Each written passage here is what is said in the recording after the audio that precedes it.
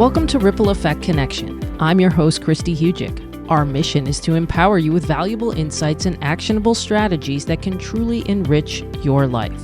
I'm excited to bring you another episode of Coach's Corner. This is the series that opens the door to a treasure trove of wisdom and practical guidance from some of the most influential coaches in their fields.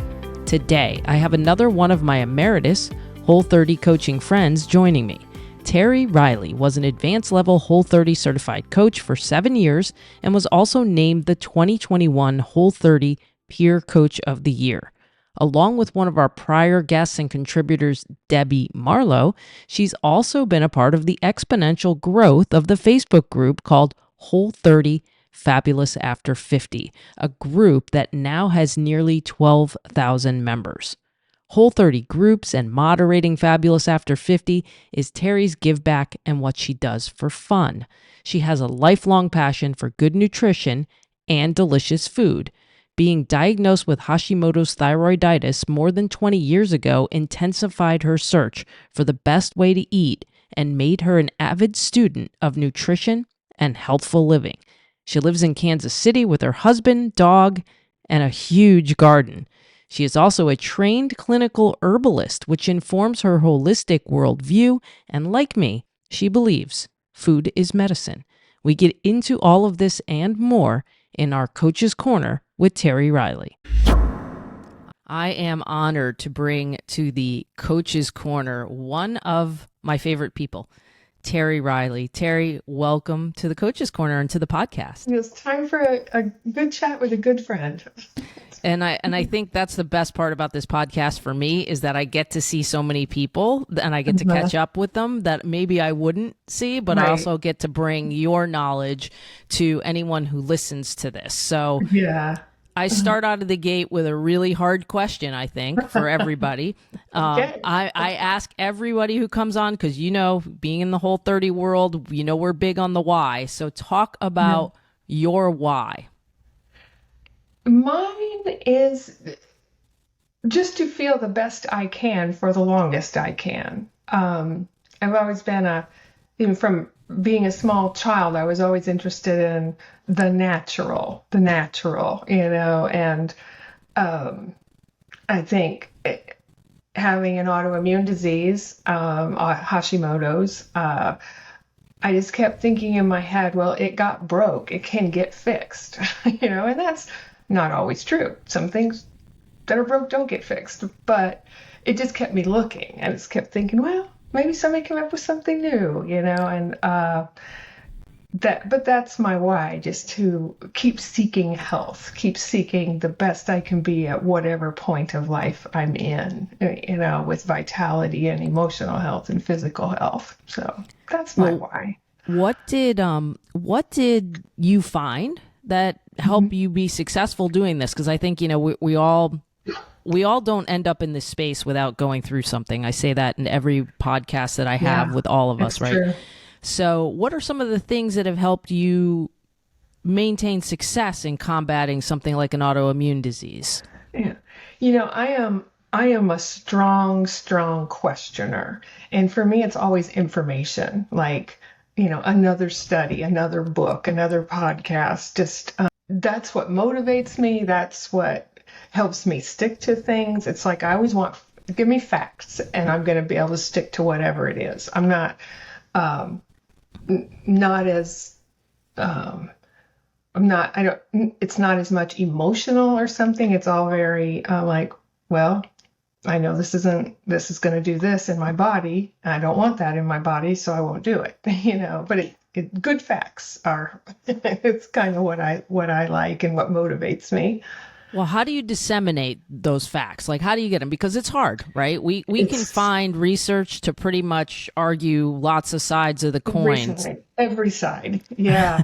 You know, it's funny. I was talking with my husband about this the other day, just like how, you know, there is so much information that for me, I rely on a few trusted sources because I don't have the type of brain that could be a doctor or a researcher. I can't hold facts, but I get the concept, but so I have to rely on the teachers that I really trust. And, there's a few, and if they say something, I'll generally go with it, and sometimes, my trusted teachers will contradict each other and then I go deeper, but that's why, like, I see a functional medicine practitioner. Like, I get the basic concepts of how things work, but I can't read my lab panel and know that this number means this. Yeah.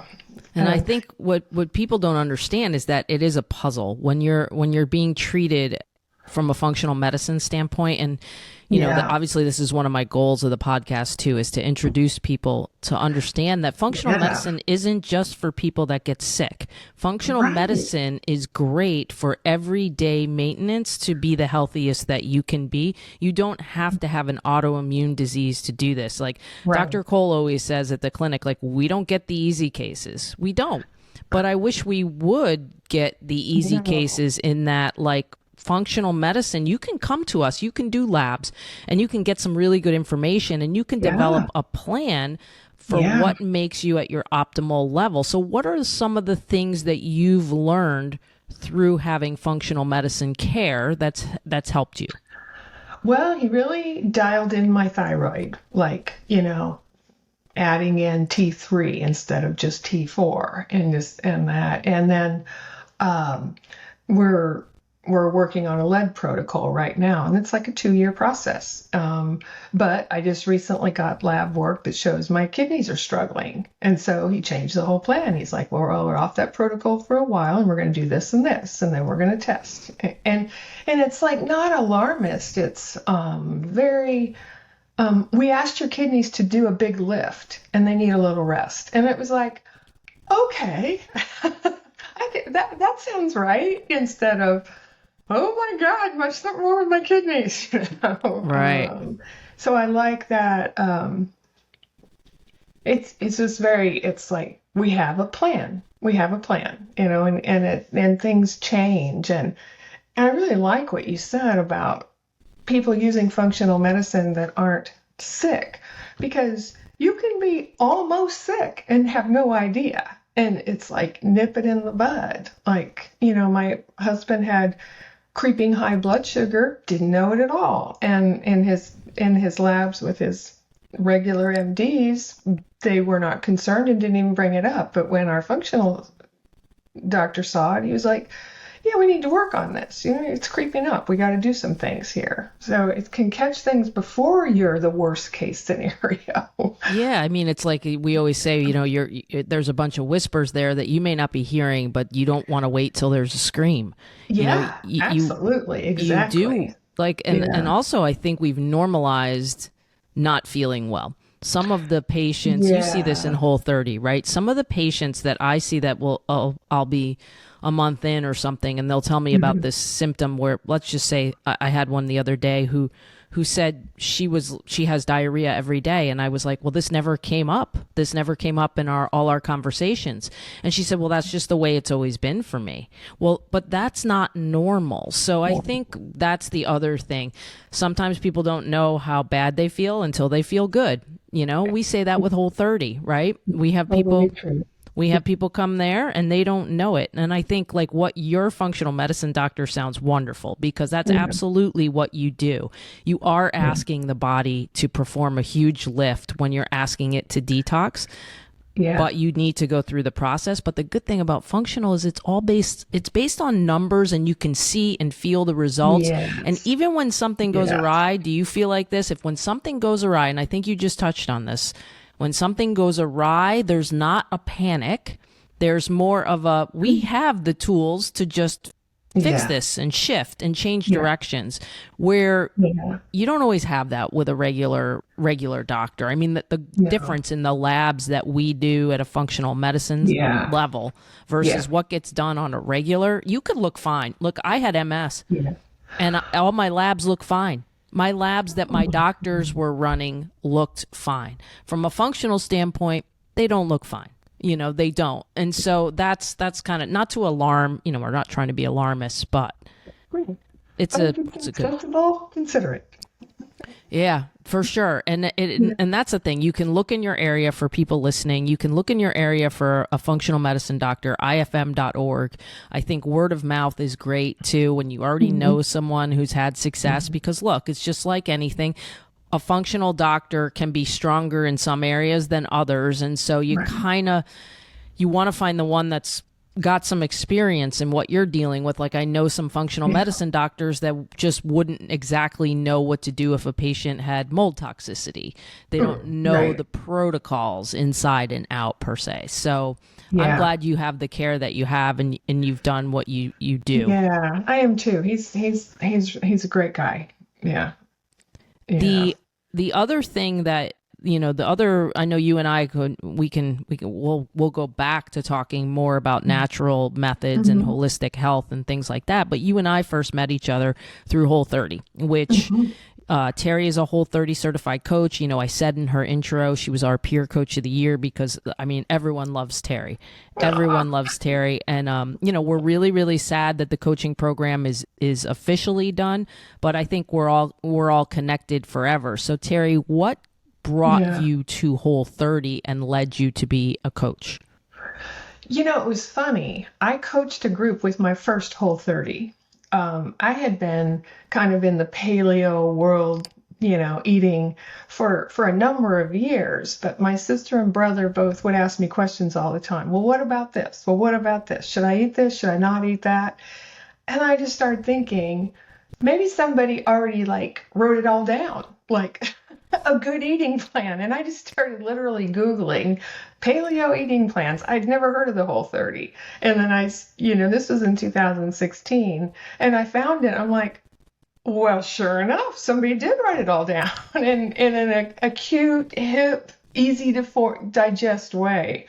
And so I got my brother and my sister and just a group of, 15 or 20 friends and family, and we all did a Whole30 together. So for me, Whole30 and coaching have always been together. It's never not been part of it. And I think I love the group aspect of it. A lot of coaches do one-on-one, and that's just not my thing. One is I work full time, and so I can't, give an individual client what they need, but the group can, so. And then that was in 2016. I became a certified coach in, I forget, 17 or 18, whenever that got going. And now we'll be not certified coaches very shortly. Yeah, former. Yeah, former. I like emeritus. Emeritus. Yes. Yes. I was like, well, we don't have the title, but you can't take away Teri's expertise. That's for sure. And you can't take away. And the thing about Teri that's been super unique is, Teri, you've never charged for your Whole30 coaching services. So, I love what you've done with your groups. Can you talk about some of your experience with some of those groups, and even like the last group that you just had, what you did with them? I think it's so cool. Yeah, we're in the last few days of our group, and this was through my local gym, which was really fun. So we're in there seeing each other live, an exercise class every day, and it's just really fun to see, because generally my group, always, they're fully virtual, and we just use a chat app. It's GroupMe. There's no ads, there's no distractions, so it's just us. In my groups, it's an ongoing conversation from prep days through reintroduction. We're just chatting. And every few days, I post a long lesson on one of the topics, whether it's alcohol, or why meat is a good choice for your life, or just, anything. And I have, they're longish, and I have a lot of links to other resources if somebody really is a questioner and wants to dig in. And then everybody just talks, they post their meals, they share a recipe, they say, I hate this and I'm going to quit. And we all are like, come on, it's just fun. And I have an alumni group for folks when they finish. And that's been going on for years and years, and we've all become really good friends. we've had a potluck in the past, and I'm hoping to do another one here when we're finally less COVID-y in this world. But people, they become friends. They hang out, and that's, I think, it's community, and I love that. That's it. Yeah. It means a huge deal to me, and I'm really attached to my folks. And I think that's too what people who haven't necessarily been in this space. And if you're listening to this and you're wondering what Whole30 is, we're not going to break down the nuts and bolts of what it is, but you can go back a couple episodes and listen to the episode that I did with our good friend Debbie Marlowe, and we talked about what Whole30 is and how important the reintroduction is.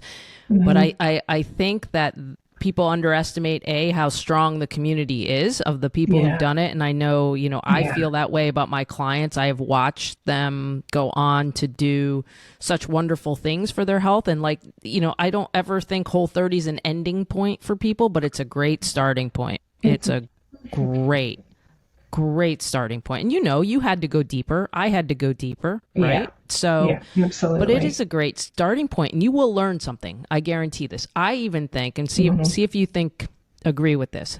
I even think I've had clients who maybe didn't make it through the 30 days. Let's just say they got to day 20, the train got off the tracks, and they start to feel this guilt and shame over that. And we don't ever want that, because I will guarantee you that anyone who does this will learn something that they didn't know before. 100%. Even if it is, they went off the rails the first meal of the Whole30, they learned, boy, I have some things going on there around food and feelings of restriction, and maybe I want to look at that. There's always something, no matter how long you're on the program. Yeah, for sure. I mean, look, I learn something every time I do a protocol. I feel like I learned something about myself. Yeah. And so this is a constant learning thing. And I think sometimes people want a start and an end, and there really isn't an end. If you want to do what you said is your why, remain as healthy as you can be and be as vibrant as you can be, it's constant. It's a constant evolution, and you've got to be willing to accept that it's going to keep going, and that you just keep that why in your focus. That's what we always say, right? Keep that why in your focus. That's how we're always kind of fighting diet culture, as like people doing their Whole30 and then just going on back to whatever life and eating plan they had. And then they feel terrible in a few months and they do another Whole30. It's like, please don't do that. Right. Like, actually learn what you learned and take it forward, and don't go back to what led you to feel terrible. As a matter of fact, we don't want you to necessarily do another Whole30. If you do, we want you to be involved in food freedom. And I think, my idea is that one day we get a few people on here at once, and we kind of do a little bit of a chat about what food freedom means, because I think that's great. Probably a separate podcast, right? Because we deal with this all the time. Woman. Like, what does your food freedom look like? What does your food freedom look like? Yeah. And it looks different for everyone. It really looks different. And you know what? Once you think you've got what your food freedom looks like, it changes. Right. Exactly. Now, I do want to get into the Fabulous Over 50 Whole30 Facebook group. Okay. Yes. So for those listening, this is a Facebook group that was created. I know Teri you were a part of this. Debbie Marlowe was a part of this. I was, this is how I got to know Teri well. I was a moderator for a while. This community, I don't think anyone who's listening to this is going to understand the magnitude of this, but this Facebook group of mostly women, I think it's mostly women, but we don't say it has to be women, but it ends up being mostly women. Yeah. Over 50 who are doing the Whole30, working on this, and they stay in the group after for support. And there's almost 12,000 people in this group. Okay. Yes. So you had to bring in more moderators because it got to be a monster. It got to be a monster. So talk about how this group came about and kind of what you see in there on a day-to-day basis. It actually came a request from Whole30 headquarters. so many requests from women, especially in their 50s and much later, who just wanted some support for people in their age group, because it is very different. Like, change takes longer, and they're like, well, I was in a group of a lot of people that were young, and they're all having all these things happen, and I'm not, and they just want to learn in a gentle environment that is very geared toward their age group and the special demands on us. So it just grew by leaps and bounds from the get-go. Yeah, we've just, we still get, I don't know, 30 to 80 people a week. At our heyday, it was more like 150 a week, but we just keep growing, and people come in and they find a community. I mean, they can ask a question and it's safe. They can talk offline with other members. They can, and our education resources have really grown. We have a whole library of articles on all kinds of health topics. We're kind of fabulous after 50 and beyond. We are not only focused on Whole30. That's kind of been our foundation and what we will, absolutely help people through. But how about your sleep? Right. How about vitamin D? Are you, what's your level like? And that's the fun of having 8 or 9 different moderators, as we all have. We have coaches, we have yoga teachers, we have all kinds of folks who have very different, special interests, and we can all bring that to the group. Yeah. And so if you're listening to this, that group is not going to go away. I will put a link to the group in the show notes for people too. Great. So we'll do that. And then, okay, I want you to rank these 2 topics that we hear about in the group. I want you to rank which one would be number 1 and which one would be number 2, because this is a tough call. Here are the 2 topics: weight loss and Larrabars. Well, Larrabars are funnier. Weight loss is more common. It's like, it's a good answer. I mean, even folks that come in, because we try to make it so upfront in our rules that you have to sign, that you understand to join. Whole30 is not a weight loss plan. We do not talk about weight loss. I mean, over and over. And so the first post will be, I know this isn't a weight loss group, but how much weight have you all lost? or they preface it now. They're trying to sneak them in. It's like, yeah. Well, guess what? We're still not going to talk about weight loss, even with your intro. It's just, especially our age group. I mean, we grew up with low fat, whole grain, and really the beginning of just destructive media images for our self-esteem and what we're supposed to look like, and what we're, and just all of that exploded from our childhoods onward. And so we're just always trying to fight that thinking, because if diets worked, you wouldn't need Whole30, you wouldn't need a group. You would have just had your diet and there you'd be fine. But they don't work. 90 to 95%, I think it's 95% of people who lose weight gain it back. I mean, it's just a futile exercise, and every single time you do it, you become less healthy, because you're losing muscle mass, and when you gain it back, you're gaining fat cells back. And it's just please don't. Just let's learn what your body likes to eat, and let's learn how to build a plate, and then let's just do that. And perhaps your body weight will change if it needs to. I am a person who has never lost an ounce on a Whole30.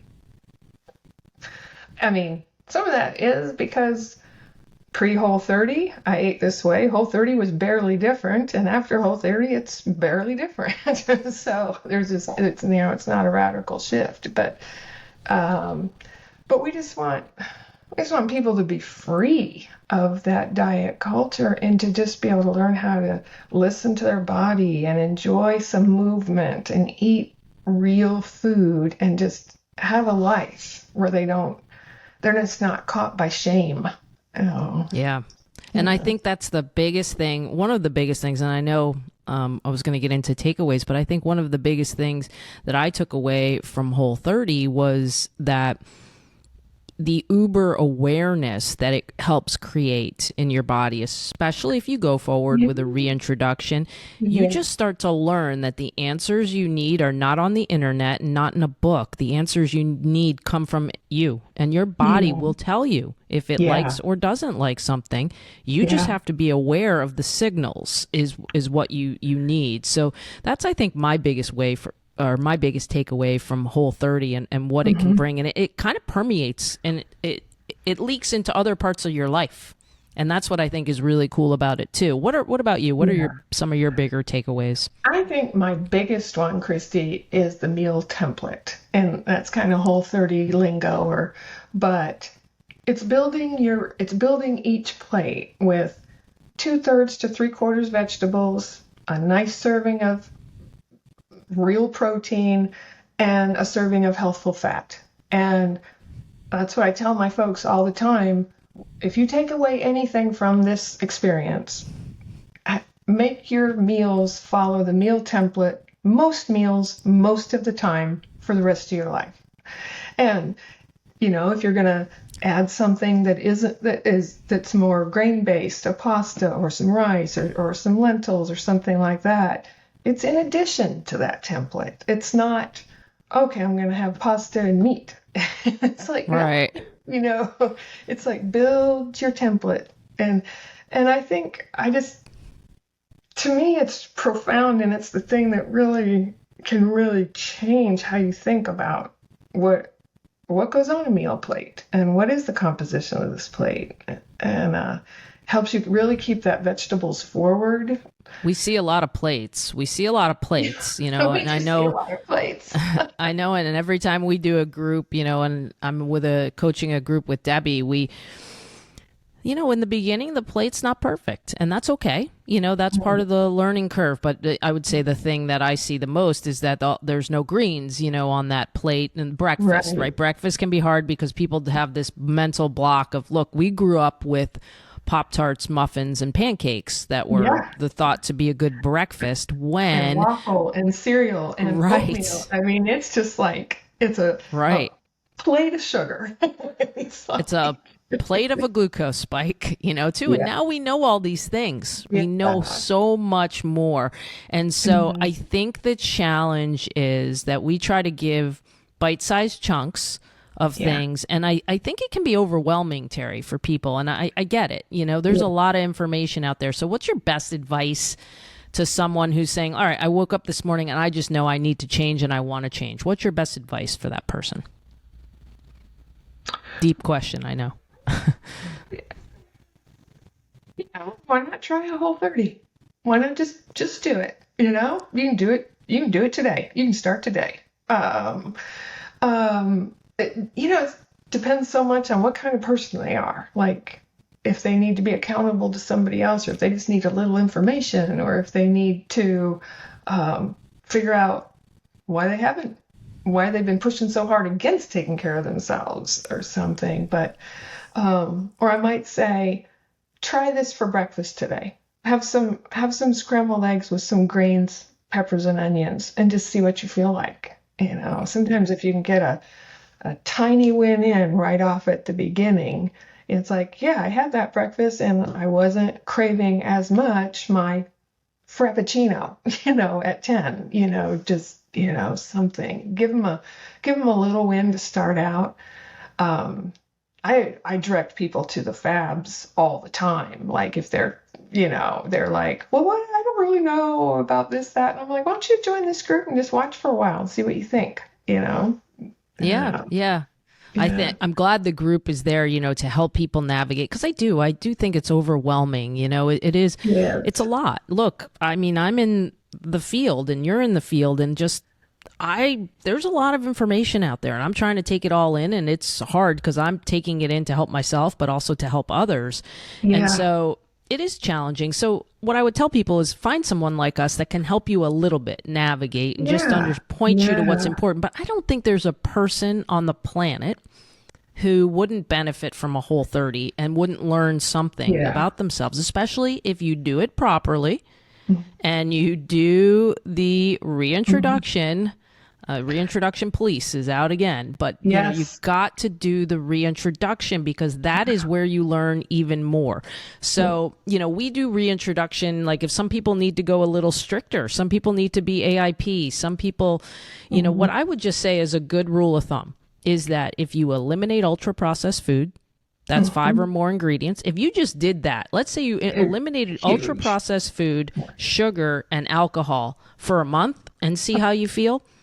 Let's see. Transformative. I mean, especially for somebody who's just following your standard American diet, it would be utterly transformative to change those things. Yeah.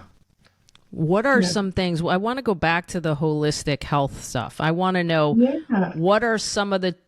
Every time I see a picture of you, it just looks like health to me. You've got a garden, you've got this big smile. When I needed to learn how to make bone broth, I went to Teri. Teri, help me out here. So talk about some of these things that you do in your own life that kind of help this. Absolutely. Yeah. Like you said, we have a huge garden. We have, 23, 25 raised beds, and we just really love it. And the front yard we're turning it kind of into a native woodland prairie, and so we're trying to get some medicinal herbs out there. And so that is my happy place, to be out there working in the gardens, eternally weeding. But and I think other things, I did go through herbalism school, and I am actually a clinical herbalist. I do not practice as an herbalist at all. Because it's funny, like when I went to herb school, I believe in herbs, and the plant power is very powerful, but I also saw that if drinking a cup of tea isn't going to change anything. And that's where I got much more into food. And it's like, you get your diet dialed in, then let's talk about some of these herbal supports. But really, you're sledgehammering everything with your diet that it's just not going to help too much.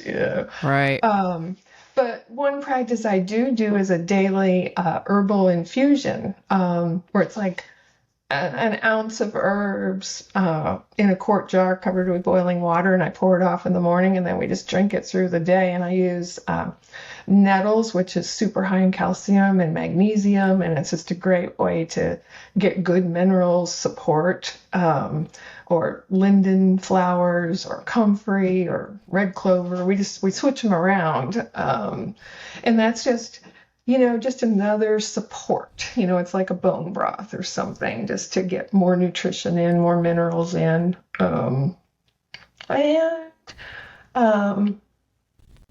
Just healthy living wise, I do go to the gym 5 days a week, and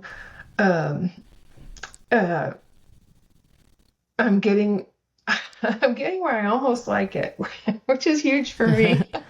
I'm talking to a major coach and athlete right here, and I have just never liked exercise. I just don't like it. I want to sit down and pull weeds, and I want to read my books is what I want to do.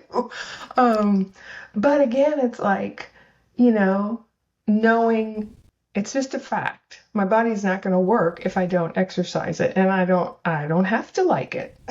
It's like, well, hopefully you can find something. Hopefully you can find something that you like. And that is the key too. You try some different things, and I could see you resonating with the practices like yoga. Yoga is a good workout, but you can also do a lot of deep breathing and very, it's intense without being intense is what I tell people, and it's a different way to move your body. And I do like mixing it up. I don't like doing the same workouts all the time. I like to change it up, and your body likes that too. But I tell people it's real simple. It's move it or lose it. I'm moving it. I'm choosing to move it. It's really, really true. And I had my hip replaced a year and a half ago, and it was just in such bad shape from really bad arthritis in that joint that I was down to so little movement prior to that. I could hobble around the block once a day. But other than that, I mostly sat in a hard chair because that was more comfortable than a soft chair or bed, like for 10 hours a day. And so, now I can do anything, and it's pretty glorious just to be pain free and be able to do things. Yeah. Yeah. And yeah. And just knowing, like, I know I need to if I'm going to work out with any degree of rigor, I need to be in a class. I need a coach. I need a group. And it works out. I go every day at 9:30 and I take the class. So, Yep. yeah. Sometimes it's just doing the thing you need to do, whether you like it or don't like it. And the more you do what you don't like, you're going to like it more. Right. And the thing is, you're finding out what works for you. And that's back to where we started this conversation, right? Your body's going to tell you, not every type of workout is good for everyone. Everyone can't go and do CrossFit. Like I looked at it, I was like, back in the day, I probably would have loved to have done CrossFit, but like I have a bad knee. That doesn't seem smart to me, So you have to find what works for you and listen to your body. And I think where people fail on an exercise front is that their expectations are unrealistic when they start. So it's always like, well, I'm going to work out 1 hour a day, and they become a member at a gym, and the gym is 25 minutes and it's a chore to get in the car. And so you really have to find out what you're all about. This is what we've gone back to. And, we were referring to what you all might have heard Teri and I kind of refer to was the Gretchen Rubin Tendencies. The quiz will tell you the type of personality that you are. And Teri is a questioner, without question. No pun intended. Pun intended. Teri is a questioner. I am an upholder, without question. But I do definitely have, an obliger wing to me where I do want to help please others. So we'll link the quiz for folks to kind of see who you are. You have to know yourself, because if you're trying to do what your friend down the street does, it may not work for you. And so as a trainer, when I would come up with a training program, what I would tell people is what's the time that you have to devote to this? And if that meant 30 minutes, 3 days a week, okay, then we're going to do a workout plan. That's 30 days, 3 times a week. And, as a trainer, we would train people differently depending on the number of days they had, because you want to train the entire body. But if you only have 3 days to work with, you got to do things a little bit differently than if you have 5. And so there is a science to it. So I always recommend to people too, if you're a little lost from a workout standpoint, see a trainer, because they can point you in the right direction, and they certainly should be helping you to see what your deficiencies and imbalances are, so that you don't hurt yourself doing an exercise, because that's really important as we get older, and very important to address. It really is. Yeah. I know you're going to be you're going to be on here next time talking about these workouts that you do. I know, I can feel it. Something else I think we can bring up, because this is going to hit right before near Thanksgiving. Okay. So I was wondering if you would want to, before we go, share some tips for folks for navigating the holidays, because that's a big animal. Wait. One thing, and I know this is a big thing for our coach friend Debbie Marlowe as well, is eat a Whole30 breakfast every day of the holidays, no matter what. It really sets you in a good position for the day. Your body is adequately fueled. You've got some good nutrients inside, and you're going to be less likely to go off the rails if you at least started that way, and the next day you're going to start that way. I think that's really powerful. And then I am very big on nutrient-dense alternatives to traditional, cookies, pies, cakes, breads, all of that. I think, having things made with nut flours to make and minimally sweetened, maybe with honey, can really be very pleasing and satisfying, but doesn't necessarily set you off like, okay, now yeah, Whole30 breakfast. I don't think so. I think it's pie. You know, it's like, Right. it's more calming on your system because you're bringing in nutrients with that little hint of sweet, and it just keeps you a little more stable. And it's still very, especially if you've come off a Whole30 and your palate is kind of cleansed from sugar, some of the, you know, more less sweetened, healthier versions can be extremely satisfying. Yeah, for And then sure. just stick to what routines, you have. Like, I mean, I am a routine aholic. I function so much better when I have my routines. Like I do this, I get up in the morning, I walk my dog, I take a sauna, I eat my breakfast, I, work for a while, I go to my class at 9:30, and that's every day, weekdays. And I think if you can hang to your routine as much as possible, and then if you go to a party and you do all the things and you drink and you eat things that make you feel terrible, well, get up tomorrow morning and eat your Whole30 breakfast. It's not the end of the world. It's just a party, whatever. Yep. Just don't either get so hung up and guilty that you become paralyzed, or don't let it be the on-ramp to mayhem. Right. That's the thing. That's the thing. Yeah. People will think like, oh, I did this already, so the heck with it. No, but Yeah. it doesn't have to be like that. And again, you Yeah. have to think of these things like learning experience. I don't know about you, but this is how I used to think. And I used to be like, when it was a holiday, I wouldn't eat anything all day because I was like, oh, I'm going to save my Okay. appetite for. Right. And then you overeat that is Yeah. the worst thing you can It's a do. And terrible that feeling. Yeah. terrible Yeah. to do that. Yeah. So Even like Thanksgiving, get up and eat your Whole30 breakfast. And yep. you're still gonna enjoy that meal just as much, but you're probably not gonna feel frantic to fill it as full, because you're gonna be you'll have nutrition in your body. Yeah. Yeah, and no thank you is a sentence that people can use. It's a full Right. sentence if you want. Right. And so I would say too, like, I mean, I know are probably in the same boat as me. I mean, for 7 years, I've pretty much been a part of Thanksgiving meals that have had healthier alternatives. And I don't Oh, ever feel like I'm missing absolutely. out. And I've Yeah. cooked for others who have no idea that they're eating healthier. And that Because is I've got fun. That's fun. I've got It's really smashed sweet potatoes. I mean, I remember Just Jessie B had this regular mashed potato recipe that I love to make. And then now even at the clinic, we get, and our patients are on a stricter protocol than what Whole30 is. And we've Sure. got stuff. We've Yeah. got these pumpkin blondies that my good friend Kelly Hatke, one of our coaches, put a recipe up last year, and an apple crumble. And they use, one uses tiger nut flour, which I love for the apple crumble. And then the pumpkin blondies, there's literally like 3 ingredients. It's pumpkin, it's coconut oil, and it's maple syrup, and they don't Oh move my my glucose gosh. an ounce. I can make a sugar cookie with almond flour. Sugar cookie. It's not a sugar cookie. I'm making that, and I'm not. I mean, I make it for my husband. We put a dash of like almond extract in it. It tastes like you're eating a cookie, but it doesn't spike my glucose. So there That's are great. healthier alternatives, and I think that's Well, what folks like you and everyone else yeah. can help people Yeah. with. Find those. Yeah. Well, I Don't. want those recipes in my inbox. Oh gosh, Those they're so blondies good. and the almond Oh, cookies.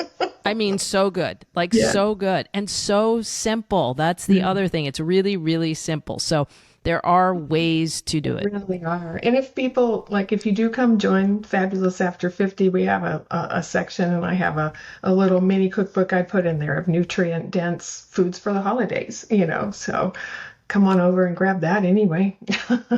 Yeah, no, I remember that. That thing's got some really good recipes in it. And so I will definitely link that for people who are getting near the holidays. And I know it's a struggle sometimes. And then, protecting your own mental space during the holidays is another conversation that we'll get into at another point in time, because that's another podcast. For that. That's another podcast, right? We're dealing with family dynamics and then turning to the food and like all of us, or the awareness of like having a conversation and suddenly you're eating more than you know. And you just were like, holy cow, you know, I'm just sitting, and then you've drank more and you've eaten more than you know. Mocktails are a nice little step. I made that Whole30, the book that Melissa had, had some Thanksgiving recipes. She had like the Friends and Family. Yeah, the Friends and Family one. Like that sangria that's in there. What I did, I made that sangria for Thanksgiving. And it was non-alcoholic, of course. But then if there were people that wanted wine, they could put it in their own personal one. And people didn't put the wine in because it was so good. Wow. So there are ways out there, folks, to navigate the holidays. Teri, what else? Is there anything else that you want to leave us with, another thought? Because I mean, I don't want you to think this is your only appearance either, and you have to get it all out now. Because you and I could talk. You and I could talk for 2 hours. So, just be easy on yourself. The world is a really, really stressful place right now on basically every front, and just kind of, you know, don't become one more battering ram against yourself. You know, I mean, there are ways to eat healthier, and come join us and we'll help you do that, you know, but just, you know, just be gentle with yourself. You're doing the best you can, and we can give you a little more information and you can do a little better. So sounds good. Now, let people know too. I'm going to link the group, but how else can folks connect with you if they'd like to? I have very little personal social media presence at all. I mean, the best way to find me is really in the Facebook group. I have an Instagram. I don't know my handle. I'll link it. It's okay. I mean, you can message me there for sure. But you could email me at kcwhole30. kcwhole30@gmail. And otherwise, you know, find me on the Fabs, message me there. Is probably the best way. It's like, don't have a website, don't have a presence. It's like, and that's okay. It's one of on Facebook, and you can see my gardens. That's right. It's worth it just to see the gardens. Literally, it is. People, like, just see the gardens. Like, I just feel a sense of peace when I see the pictures. So, Teri, thank you for coming on today. And I know you're going to come on again, but you know, we've only scratched the surface today. But thank you for coming on. This was so fun. Thank you. That's a wrap for this episode of Ripple Effect Connection. We hope you enjoyed this Coach's Corner with Teri Riley. What did you hear today that you can apply to your own health and well-being? I'd love to hear your takeaways. I'm always up for talking about my work in this area or anything else. I'd love to hear from you, so connect with me on social media and let me know what resonated with you. Reach out on Instagram at WholeHealthKristi. You can get the full show notes for this and all episodes on my website, kristihujik.com/podcast. Next, spread the inspiration. Like, follow, review, and share this podcast with others who may benefit from these stories. Stay tuned for the next episode of Ripple Effect Connection. Let's create waves of change together.